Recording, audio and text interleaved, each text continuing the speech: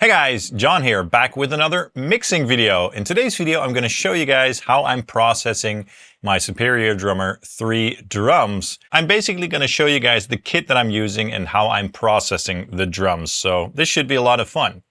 So I have a session loaded up here in my DAW with Superior Drummer. Now, I've used a bunch of drum programs in the past. Stephen Slade drums, ML drums. I had a lot of fun with those. Those are quite a bit more affordable and more mix ready. And with Superior Drummer, you really need to go in and really sculpt your own sound. So I'm just going to show you guys today how I'm sculpting my sound, basically. First, let me let you guys hear how these drums sound in the context of a full mix. Let's take a listen.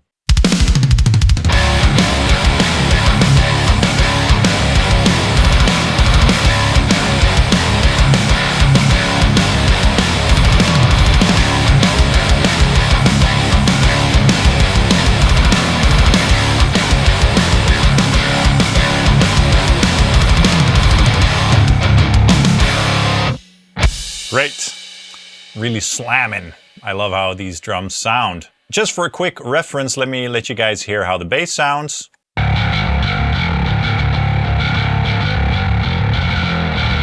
I did a video on the bass sound recently on the channel as well. Check it out if you're interested. And then the guitars, of course. Let's take a listen.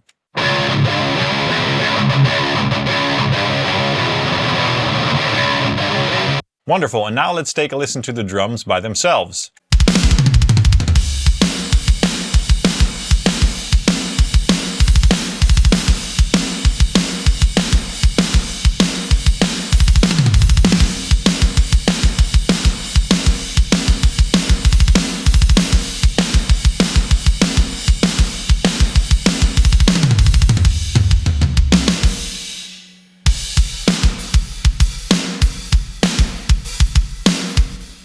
Great, so that's very punchy sounding, very fat and in your face, still with a nice room going on, especially on the snare there. So let's see what we have going on here in terms of the kit. As you can see, I'm using the Death SDX expansion, which is excellent. It didn't sound like this from the get-go. It sounded very raw, which of course is the point of Superior Drummer. I'll let you guys hear how that sounds. So this is the sound of the kit without any processing in my DAW.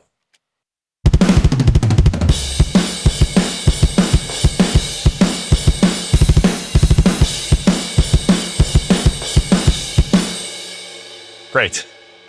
And now let's turn the processing back on. Much better, right? I'm leaving the processing on for now, and I'll show you guys what kit pieces I am using. So the snare that I'm using here is this Ludwig Black Beauty low-tuned. I like low snares.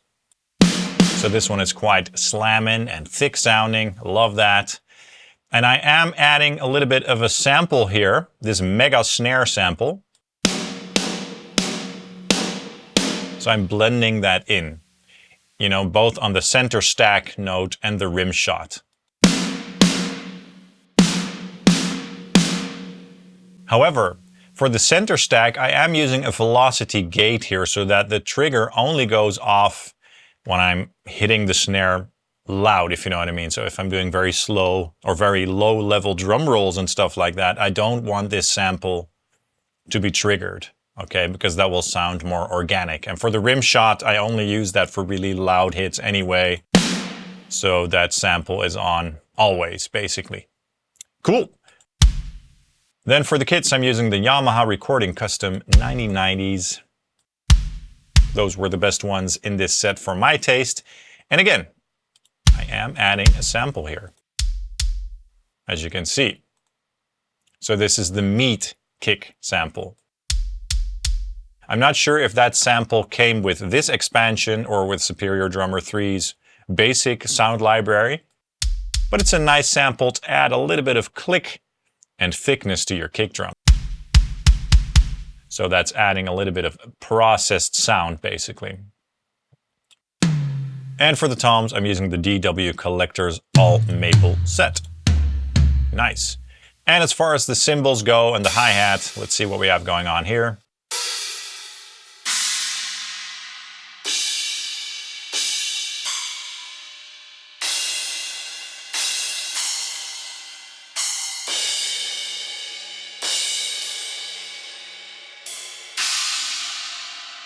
So yeah, a really wonderful kit. Sounds really nice. Another thing that I'm doing here for the toms is I adjusted the envelope for each tom so that the decay is a little bit shorter. Otherwise, the sustain of the toms was just too long for my taste. So that's why I did that. I made them nice and attacky and short, as you can see.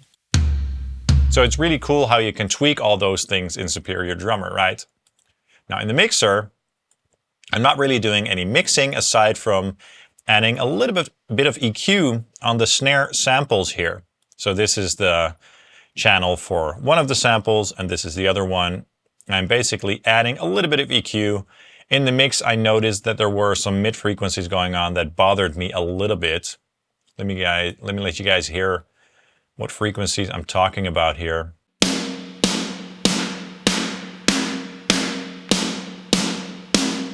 You know, so it's around 1.8K or so. In the mix, that was a little bit too much for me. So I took that out on these channels here, only on the sample.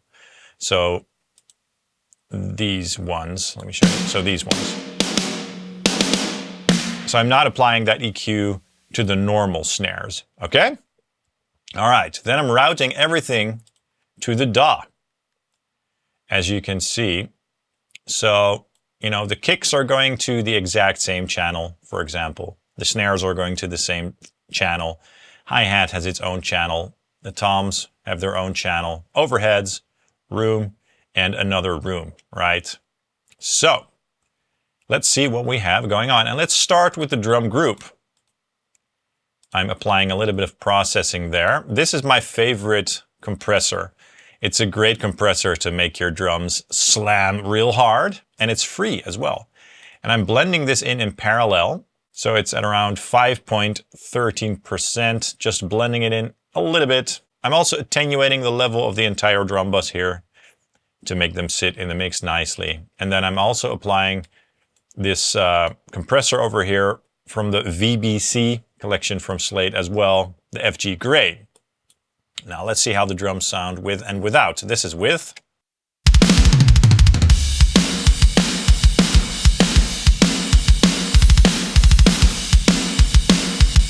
So as you can see, the monster is really slamming the drums hard, but it's blended in just a touch. And this is doing a really subtle amount of gain reduction, just to glue the drums together a little bit. Now let's take a listen without the compressors.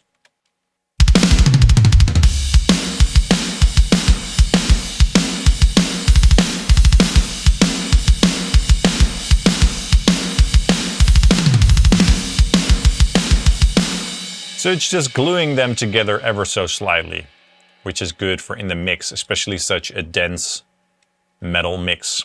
Now let's start with the kick drum over here. As you can see, we have some extreme EQ going on here to cut a lot of the boxy frequencies and also to add a little bit of click.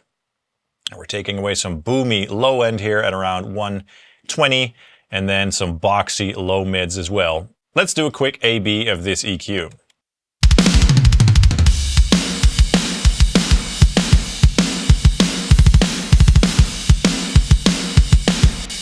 Let me solo the kick.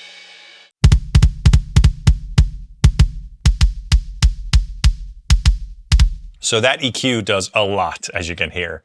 It makes it sound more weighty, more full, more open, everything that you want from a kick. So without this EQ, that kick is not going to work in this mix, okay? Now on each channel, I am adding the virtual tape machines, just to add some analog warmth. It's subtle. And then I'm using the Slate virtual mix rack here as well.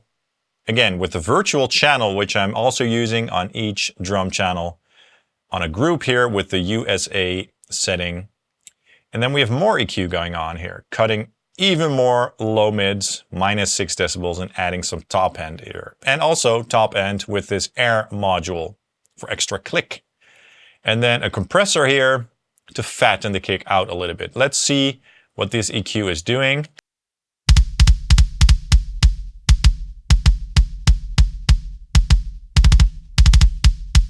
So it's not as drastic as that channel EQ, but it definitely is removing some of that honky conk conk conk sound that we don't want out of our kick, right? And it's adding a little bit of clarity up here. Let's A/B this one as well.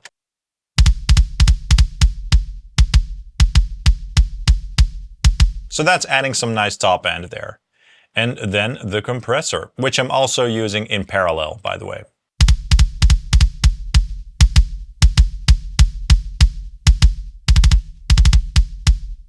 It's a bit unfair because I've attenuated the level here, but you get the idea. It's making it sound a little bit more even and punchy.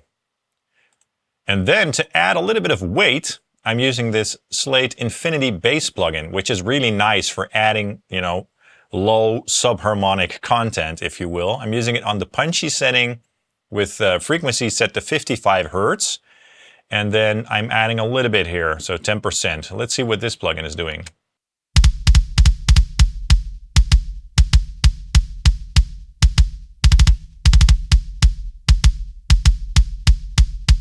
Of course, we could add more if we wanted. Let's try that.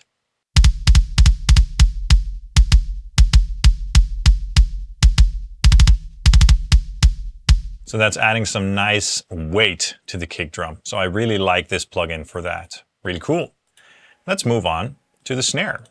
And let's take a look and listen. Some minor EQ going on here.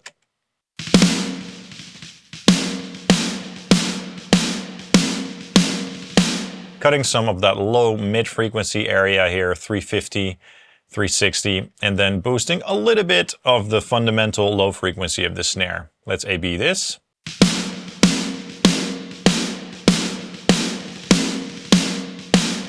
Of course it's subtle, but it's removing some of that, you know what I mean? All right, again, virtual tape machines, and then let's go into the mix rack once again. I'm cutting some lows here, cutting some more mids, which I'll let you guys hear in a minute, adding some clarity. We'll try these in a minute, but let's A/B this EQ first.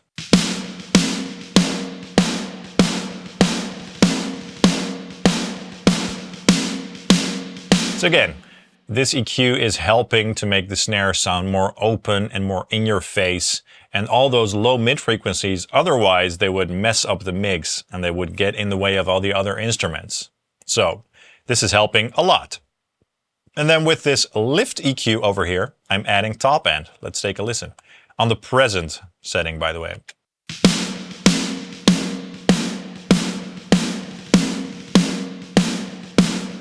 So if we turn both EQs off,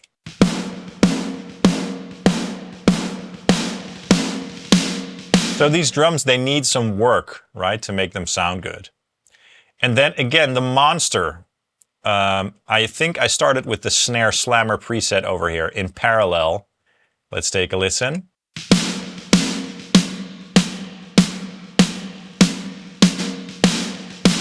And that's doing a lot, and I love that so much. So that's essential for my snare sound. Really cool. Then I'm adding a little bit of reverb with the Verb Suite Classics over here.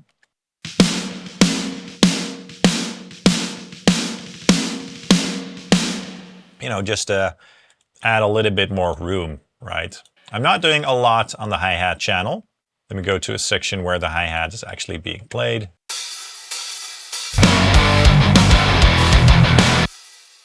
A lot of the hi-hat is coming through the overhead mics anyway, but I'm cutting a lot of mids here and then here as well. So let's see how it sounds with that off.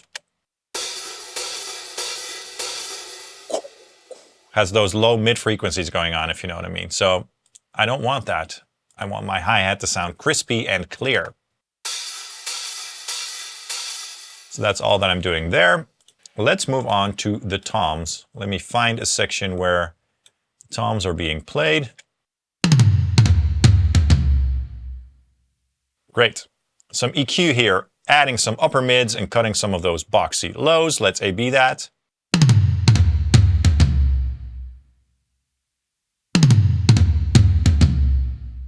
You know, adding a little bit of the sticks and removing some of that those low mids. Again, virtual tape machines, and then here I'm cutting quite a bit of mids here.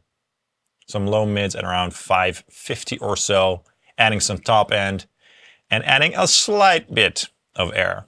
Let's take a listen to the drums or the toms with these off. And then with the channel EQ off. And then with all the EQ on. Again, clarity, punch, and removing all those frequencies that we don't want to hear in a modern metal mix. And then again, this compressor, the FG401, just to add some punch. Very slow attack, very slow release.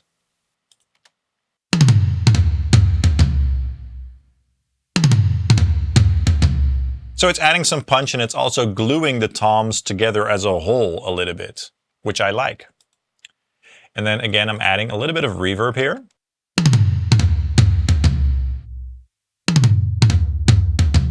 You know, just to make it sound even more roomy. Now let's go to the overheads. And let me go back to a section where the cymbals are being played.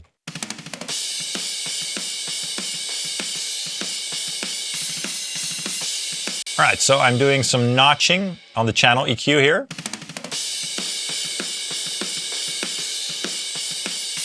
Again, removing some of those low mids and some areas in the cymbals that I didn't find very flattering.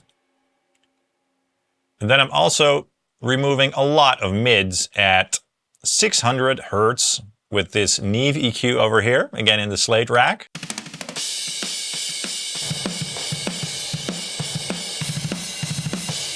So that's doing a lot, and I'm also cutting the low end at under 300 Hertz. So that's removing all that low mid information that we don't need in the overheads this time around. And I'm using this compressor, the FG2A, to even out the dynamics of the cymbals or the overheads as a whole.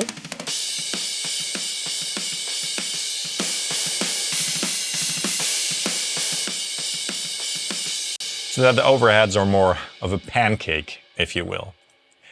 Now, this plugin is kind of experimental. I don't use this on everything, but I tried it for this drum bus just for fun. This is The Smoother by Phil Spicer, and it's removing some of those resonant frequencies in the cymbals that sometimes can get a little bit annoying, right? Let's see what that's doing. So up top here, you can see which frequencies it's taking out.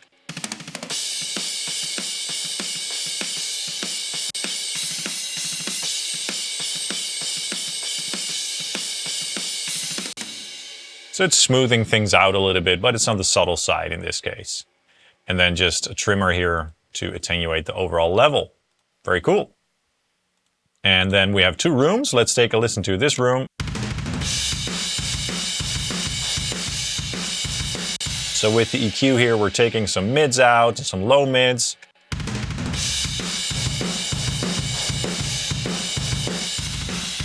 Now, of course, these are all decisions that I make in the context of the full mix. That's important to understand. Even though in this tutorial I'm showing you what I'm doing with the separate tracks, you have to make these decisions while you're listening to the drums in the context of a full mix. That's important. So again, I'm using this Smoother plugin over here just for some experimentation, just to try this out. So this is not something that's standard for my mixes, but let's see what it's doing for this room track.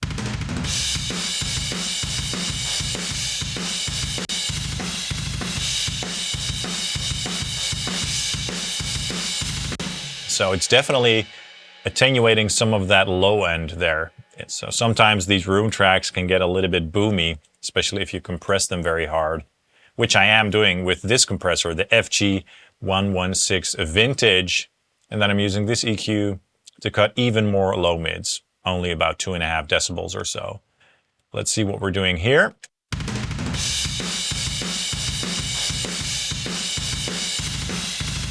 So that's subtle, and that's definitely one of those decisions that I made in the context of the full mix. And then this compressor.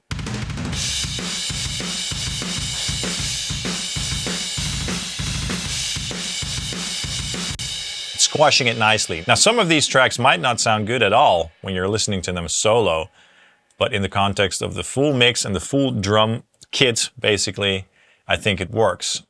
And then this other room. This is only a snare channel, so I routed one of the rooms for the snare so that I could make the snare slam even more. Cutting some mids here. Those boxy and honky mids once again.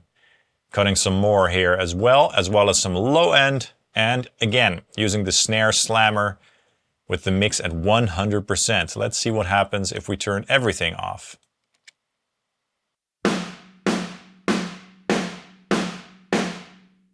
Then the channel EQ on. Then this SSL EQ on. And then with the slammer.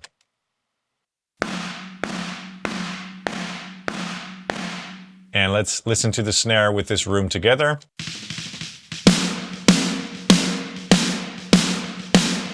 And then the room off.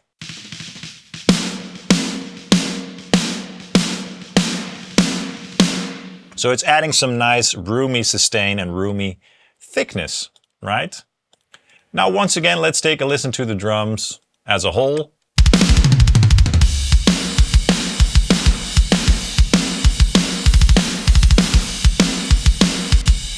And in the context of the full mix.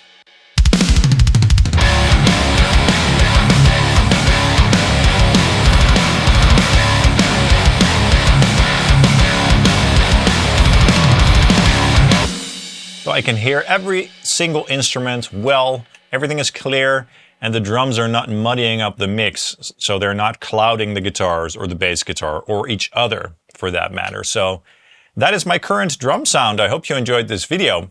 If you enjoyed this video, please drop a like and subscribe down below. I'd really appreciate it. You can also support the channel by buying something in my affiliate links for Thomann and Sweetwater or TubeAmp Doctor.